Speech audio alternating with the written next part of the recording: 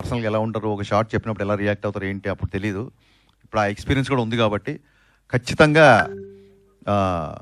మీరు అనుకున్నదే జరగాలని నేను కూడా కోరుకుంటున్నాను. All the best. Thank you అండి నిశాంత్ గారు, thank you so much. Ganesh గారు ఇక్కడ అన్న ఇది తీన్మార్ సరిగా ఆడని టైంలో నిరాశలో ఉన్నప్పుడు గబ్బర్ సింగ్ సినిమా మీకు పిలిచే అవకాశం ఇచ్చారు. సో అప్పుడు ఏంటి మీ ఫీలింగ్? బల్లెడిగా బా. మీ పేరన్నా? రాజాబాబు. రాజాబాబు గారు, రాజా లాంటి క్వశ్చన్ వేసావు. అందు మంచోడమ్మా, రాజా లాంటి క్వశ్చన్ వేసాడు.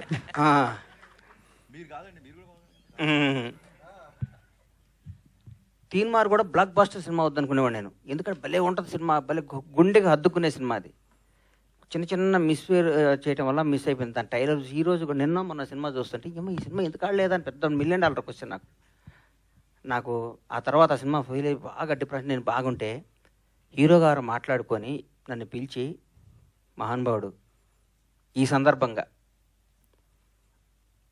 ఆయన్ని ధన్యవాదాలు చెప్తూ క్షమించమని కోరుతున్నా, మంచి గుర్తు చేశారు నాకు. ఈ అవకాశాన్ని వచ్చిన వార్త ఫస్ట్ చెప్పి మాట్లాడి పెట్టి త్రివిక్రమ్ శ్రీనివాస్ గారు.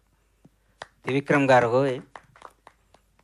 పొరపాటున ఎవరో ఫ్యాన్ ఫోన్ చేస్తే మనం ఏ మూడ్లో ఉన్నామో నోరు జారటం వల్ల చాలా తప్పు చేశానని ఫీల్ అయ్యాను, చాలా బాధపడిన. తర్వాత ఇద్దరు మాట్లాడుకున్నది వేరే విషయం, కానీ ఈ సందర్భంగా ఆయన క్షమాపణ చెప్పాల్సిన బాధ్యత నాకుంది. నాకు ఈ సినిమా రావటానికి, ఈ సినిమాని గణేష్ హరీష్ శంకర్ డైరెక్టరు, నేను ఫస్ట్ ఆ సినిమా కొన్న నాతోనే కొనిచ్చాడు హీరో గారు. సోను సూద్ తీన్మార్ షూటింగ్ జరుగుతుంటే ఈ గబ్బర్ సింగ్ని దబాంగ్ సినిమా బ్లాక్ బస్టర్ అయింది, అది కొను అని చెప్తే హీరో గారితో మాట్లాడకుండా కొన్న హీరో గారు చేస్తాను, ఆయన సొంతంగా చేసుకుంటాను, హరీష్ శంకర్ డైరెక్షన్ పెట్టుకొని చేసుకుంటాను అన్నారు. మొత్తం ఫోటోషూట్ కూడా అయిపోయింది, గుర్తుందన్న నీకు? ఫోటోషూట్ కూడా అయిపోయింది, అంతా అయిపోయింది. ఒకరోజు హీరో గారు త్రివిక్రమ్ గారు నన్ను పిలిచి నాకు అవకాశం ఇచ్చారు, నా జీవితాన్ని మార్చారు, నా బతుకు అర్థం చెప్పారు. ఈ సందర్భంగా తీన్మార్ను కూడా దాన్ని అద్భుతంగా చేసి మళ్ళీ రిలీజ్ చేస్తా సార్. దాన్ని ఎందుకంటే ఇంతకుముందు పవన్ కళ్యాణ్ గారిది ఒకసారి ఫ్లాప్ సినిమా మళ్ళీ రిలీజ్ చేసి సూపర్ హిట్ అంటూ చూపించాలని నా కోరిక, చూపిస్తాను మీకు. అన్న ఇంకో క్వశ్చన్, మీరు ఇప్పుడు అధికారంలో ఉన్న తెలుగు రాష్ట్రాల్లో 2 పార్టీలకు అండగా నిలిచి గవర్నమెంట్ వచ్చేలాగా. నేను ఆంధ్రాకేం అండగా నిలవలేదు సార్. అయితే నేనేం అండగా, ఇక్కడ నేను అభిమాని అంతే. ఎక్కడ కాంగ్రెస్ అభిమాని, అక్కడ పవర్ స్టార్ అభిమాని అంతే. ఇక్కడ కాంగ్రెస్ పార్టీకి ఓటేశాను, కాంగ్రెస్ పార్టీ కోసం పనిచేశాను. ఆంధ్రాలో నేను ఏం పని చేయలేదు, ఏం చేయలేదు. ఎందుకు అండగా నిలబడ్డాను, నీ వల్లే పార్టీ అధికారం, ఈ మాటలు నేను ఎందుకు మాట్లాడతా చెప్పండి.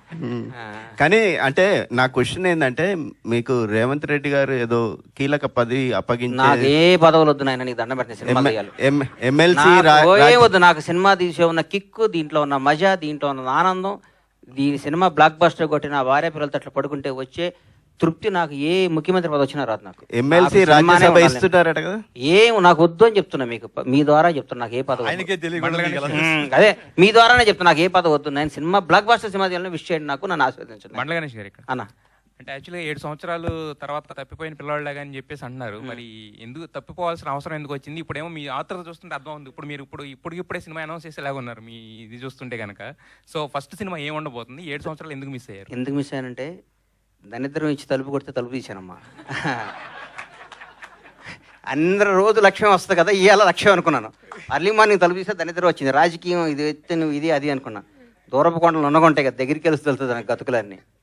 రాజకీయాల్లో ఒకటి గుర్తుపెట్టుకోమ్మా, సినిమా ఇండస్ట్రీలో అందరినీ మొక్కుకుంటూ మన టాలెంట్ని చూపించుకుంటూ పైకి రావాలి బాబు, ఇది మొక్కుంటూ. రాజకీయాల్లో అందరం తొక్కుంటూ రావాలి. తొక్కుంటూ వచ్చే వరం మన దగ్గర అర్థం కావట్లేదు. మనం మొక్కుతూనే సినిమాలు తీస్తూ చిరస్థాయిగా నిలిచిపోతామని నా కోరిక. మీ బ్యానర్లో ఫస్ట్ సినిమా ఏది ఉండబోతుంది ఇప్పుడు? రీ ఎంట్రీలో ఒక రకంగా రిలీజ్ లాగా రీ ఎంట్రీ మీది ఇప్పుడు ఒక 7 సంవత్సరాల గ్యాప్ తర్వాత ఫస్ట్ సినిమా ఏది ఉండబోతుంది? ఒక్క 20 daysలో 1 monthలో అనౌన్స్ చేస్తాను. ఎందుకంటే ఒకసారి నోటుగుండ వచ్చి నాకు వెనక్కి వెళ్ళకూడదు, పని తప్పైపోతాం. అది ఒక నోటుగుండ బయటకు వచ్చిందంటే దానికి కట్టుబడి ఉండాలి. కాబట్టి బ్లాక్ బస్టర్ సినిమాలు తీస్తా, వరుస పెట్టి సినిమాలు తీస్తా. సినిమానే జీవితం. Wish you all the best అండి. సత్యనారాయణ గారు, నాకు 24 క్రాఫ్ట్ల మీద అవగాహన ఉంది.